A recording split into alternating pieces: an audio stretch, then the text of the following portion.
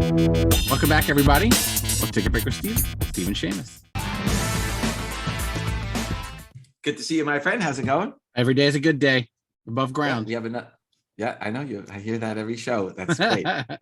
we have a fun show today. We have a little bit of a mishmash of different things that are going absolutely bonkers. Yes. Like always. And again, I think you could find a lot of these books in a discount bin or cover price bin, I would think, right? Yeah, at least at some point. Yep. Yeah. So what are we going to talk about today, Alex? Yeah, we're going to get again, just like every other show, we're going to go a little new, a little old, a little like out. Where did this come from? But we're going to talk a little once in future.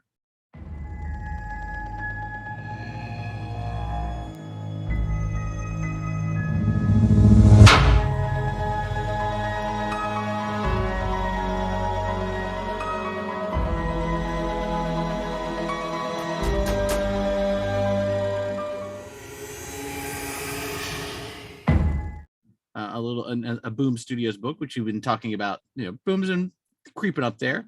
We're going to talk a little Werewolf by Night. We're going to talk my favorite Disney afternoon show, Gargoyles.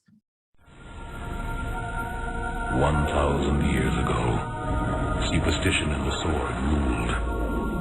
It was a time of darkness. It was a world of fear. It was the age of gargoyles. And then The Me You Love in the Dark. Yeah, I mean, again, these are not necessarily tip of the tongue titles, right? But these books are on fire, taking hot, off. And we'll talk about it. All right, so what do we got first today, Alex? Let's talk what's in future, because there's a lot of covers here and a lot of fun stuff in it. Yeah, so talk to me a little bit about this story, what it's about. It's a Boom book. It's 2 years old. Book is on fire. What's going on with this book with Kieran Gillen? Yeah, I mean, Kieran Gillen and Dan Mora, they are having a grand old time over at Boom Studios. Two big creators. Everybody pretty much follows everything they do. But this is a story of essentially you're looking at some people are trying to raise a demon from around the knights, the knights and castles era, and they summon King Arthur, who turns out to be not good, and an old hunter and her grandson have to try to stop him. So it's a fun, like, sword and sorcery and a little bit of horror mixed into one, and it's just a fun book. And Kieran Gillen, anything he writes, people are interested in. Yeah, I mean, the book is obviously selling for these kind of prices because people are probably anticipating again that's going to be a TV show or animated series or something, right? Definitely, 100%. It'll get picked up. So Once in Future #1, Boom Studios, August of 2019.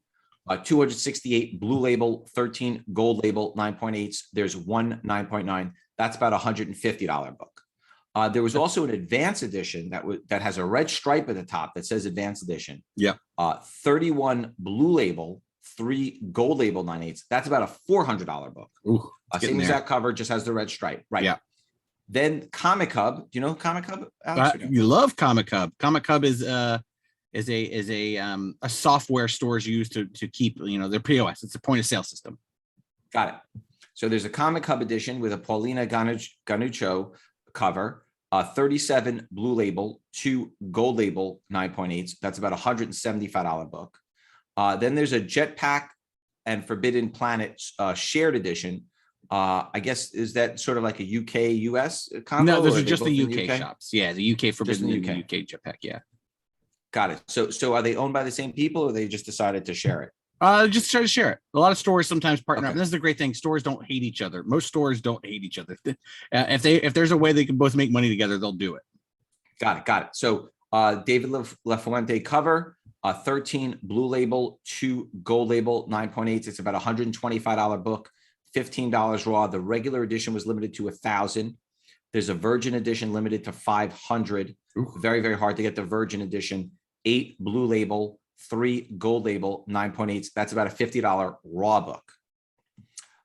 Then there's the one per store edition by Dan Mora, which has orange. The way you could tell it has orange dragons on. They tend to use colors on these covers. Different colors. Yeah. So it's got different colors.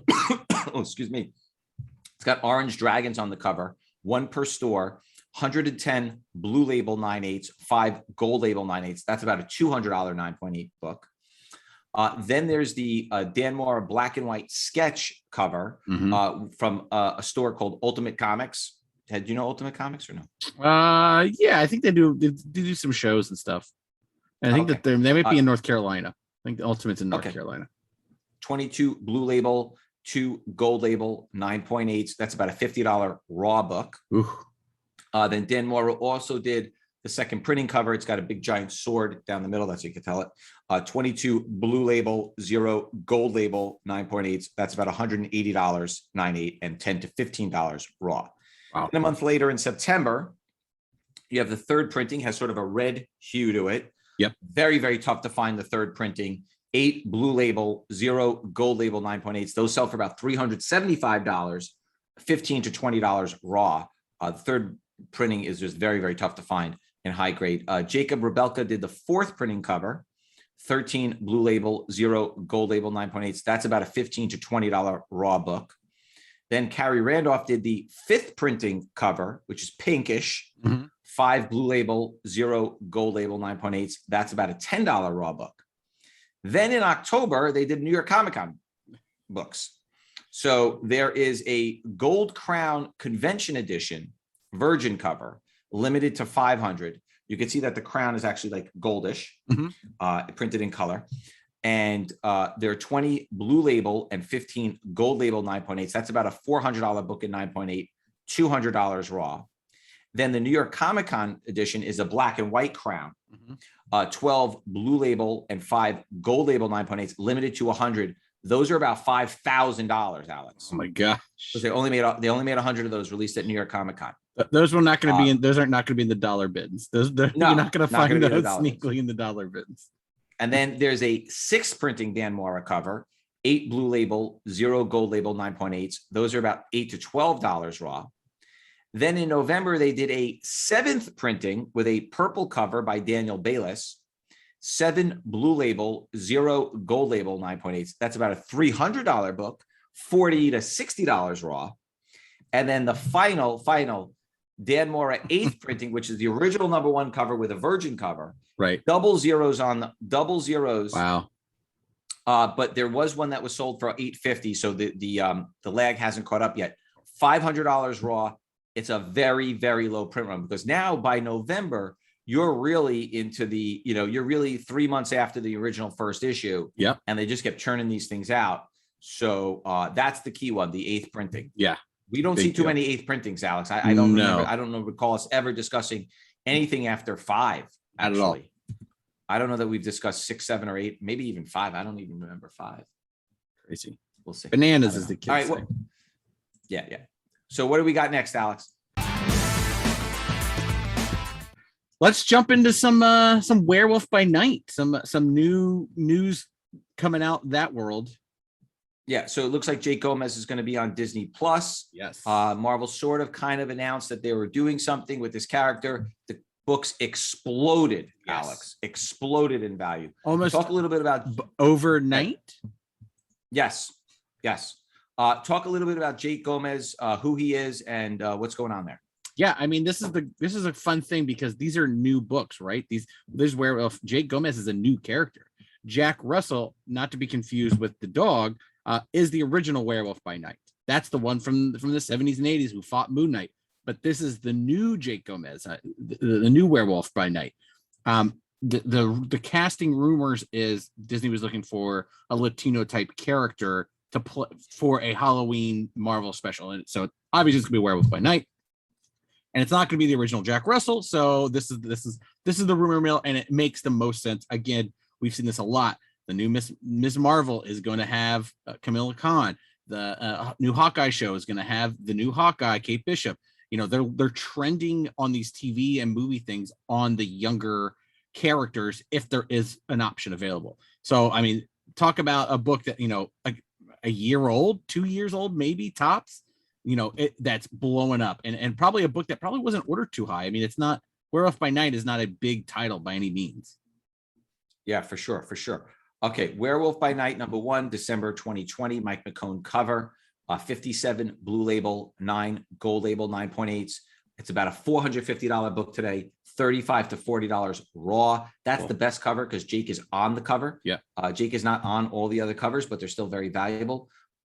So it's Taboo and B. Earl Story, Scott Eaton art, Mike McCone with Jason Keith cover art. Then you have the Jeffrey Vareghi variant cover. I love his work. It's all digital. I actually I love him.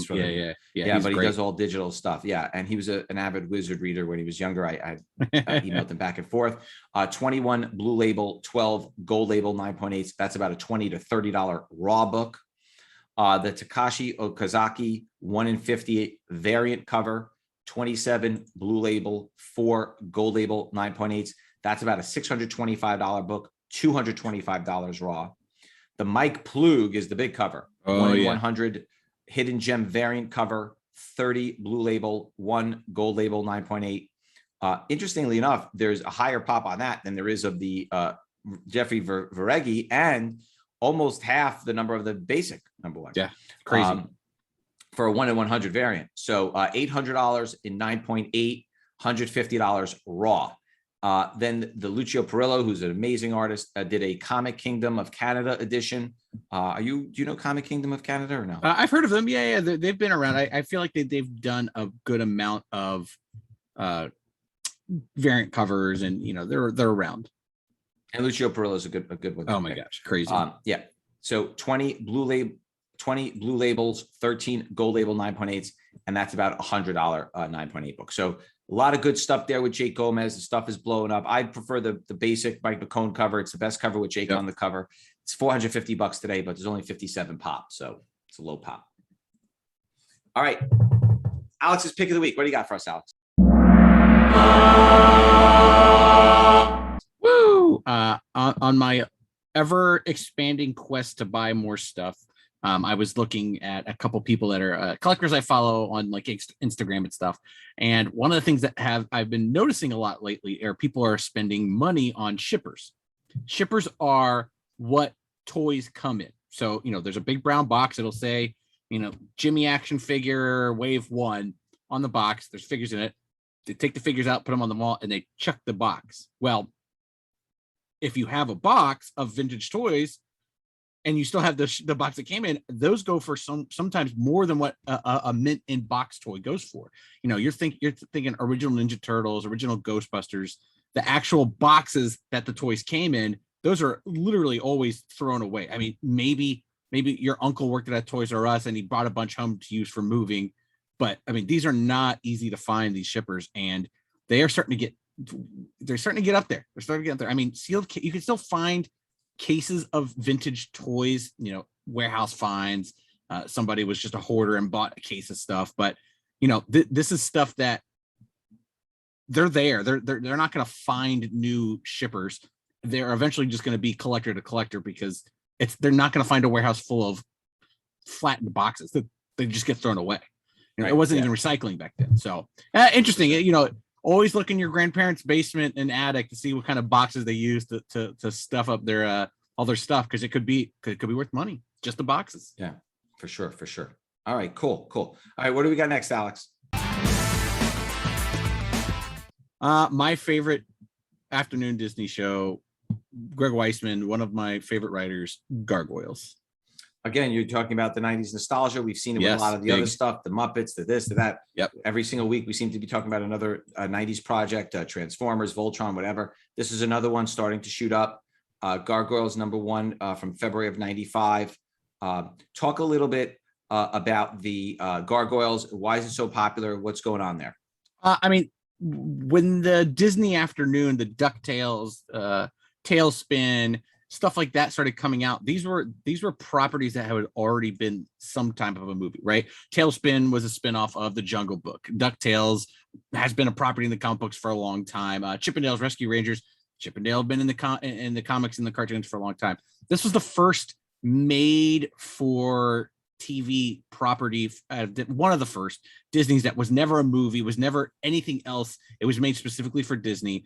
About some, back in the medieval times, there were gargoyles, and at night they were able to be around and free and fly, and during the day they would turn to stone, and they would protect castles and all that stuff. And long story short, there was a curse put on them, and they didn't see the light of day. And then a billionaire buys them years later and thinks they're just statues, puts them up on his castle, and they come to life. So now there's gargoyles in the modern times. Very fun. Go ahead. No, it sounds like Night at the Museum a little bit. Sure. Yeah, totally. It's exactly what happens. I think just a very fun cartoon. I wouldn't say mature, but it's when you go from DuckTales and Tailspin to Gargoyles, it's very much dark. Right. And then that started all kinds of stuff. Greg Weisman, who wrote the Captain Adam DC series for a long time, he was the writer of Star Wars Rebels. He helped create that show. He helped create Young Justice, the cartoon series. But this is one of his first things, and still well known for it. And it's just, again, 90s babies love it. Right. Okay. So as you said, February of 95, 114 blue label, 8 gold label, 9.8s. That's about a $600 book. In 9.6, it's even sells for about $300. And interestingly enough, it's got Amanda Connor art inside. Yeah. 1995. It's got to be that's first early, or very close to first work. Yeah. By the way, Joe Madureira and Jimmy Palmiotti cover. Yeah. Yeah. Completists. Good luck. I wonder who owns the original Joe Mad art on that. Oh my gosh. I don't know. I mean, I'm sure. And that's something that probably was bought and sold, and people are just like, yeah, whatever. Yeah. It's Gargoyles. It's not a big deal. Now it's a big deal. Right. All right. So, and what do we got? What are we wrapping up with today, Alex? A brand spanking new book, but it is catching fire. The Me You Love in the Dark. Okay. So why is it catching fire, and what's going on with this book, Alex? Horror in comics is a genre that really didn't start till the last, I would say maybe 15 years. Lock and Key, Harrow County, stuff that's like a horror book, but we didn't really have a lot of horror comics in the modern age. This is a brand new book. It's about a haunted house. An artist goes to live in this haunted house. She's excited to be in a haunted house because she wants to befriend the ghost. Only issue 2 is out, so there's really not much else to talk about in that kind of way. We don't know how the book's going. I did read the first issue. It was fun. I'm gonna read the second one as soon as I get a chance to go through my read pile. But I mean, it's just Image and especially Scotty Young with his creator-owned stuff is getting heat. And this is a horror book. People love horror books. It's just gonna take off. So we're gonna have to keep our eye on this. Like you said, it just came out, so we're gonna talk a little bit about it. Me You Love in the Dark, #1, August of 2021. Jorge Corona cover. Scotty Young story. 3 blue label, 0 gold label, 9.8s. That's a $5 to $10 raw book. The Scotty Young 1 in 25 variant cover. 0 blue label, 0 gold label, $75 to $100 raw. The Jessica Beyond Braun Modern Era Comics variant. You know Modern Era Comics, Alex? No, I don't know that one. Okay. Limited to 500, 9 blue label, 0 gold label, 9.8s. That's about $125. The Modern Era Comics Virgin variant, limited to 350, 10 blue label, 0 gold label, 9.8. That's about $135. Then there's the James Harren Comics Vault Live edition. You know Comics Vault Live, Alex? No, I know Comics Vault, but Comics Vault Live sounds like a YouTube or something like that. Oh, I don't know. There's 200 blue label and 0 gold label 9.8s. There's even 4 9.9s. That must mean that they took them right out of the case and probably shipped them right to CGC. Yep. So that's about $135 book. Scotty Young did his own variant on his own website. Yeah. ScottyYoung.com. Double zeros on the pop. The rest of these are double zeros along the way because the books just came out. Yep. That's about a $20 book. It's still available on his website, limited to 3,000. Black Cape Comics did a Zoo Orza. The work is amazing. Yeah. Limited to 400. That's double zeros. And then the Virgin variant is limited to 300 from Black Cape Comics. These are all still available on their websites or just off. Not far. Main website. Yeah. Monica Pelos did an Izzy's Comics Virgin variant, limited to 500. That's a $20 raw book.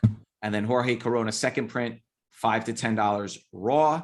And then there's a Blue Line variant 1 in 20 cover on the second print. And that's a $40 Raw book. Those So, incentives again, the Yeah, second yeah. printing incentives. yeah, so everything's on fire, and I would go pick up that stuff now. Totally. All right, so that does it for another great episode. Thank you very much. If you have any questions or comments, put it in the field, and we will see everybody next week. Same bad time. Same bat channel.